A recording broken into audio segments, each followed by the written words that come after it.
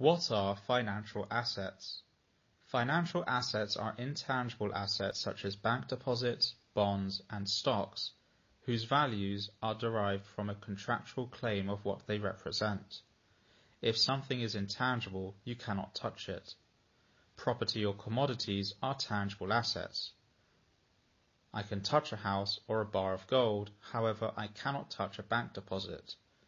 Financial assets are typically more liquid than tangible assets. In other words, they can be turned into cash more rapidly.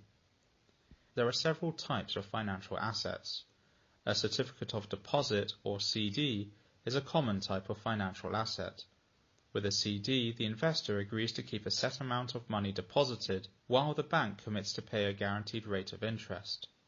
Bonds, which are sold by companies and governments, are also popular financial assets.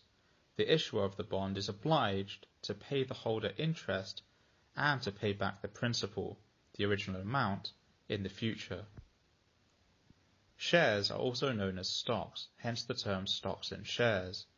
Shares are financial assets with no agreed ending date. People, companies, and other organizations can buy and sell them. When a person buys stocks, they immediately become part owners of a company. Shareholders share in that company's profits and losses. You can hold on to shares for as long as you wish. The most liquid of all financial assets is cash. Financial assets are valued according to how much cash they can be converted into. The value of people's financial assets can change significantly, especially if much of their wealth is in the form of stocks. Stocks and shares are forever fluctuating in value. We can only really know how much shares and many other financial assets are worth when we cash them in. As with most products and services in a free market economy, the value of a financial asset is determined by market forces.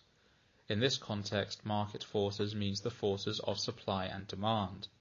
We value financial assets according to the cash we would get if we converted or sold them.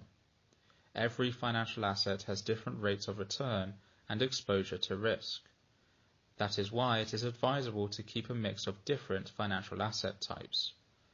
Thank you for watching this brief video on financial assets.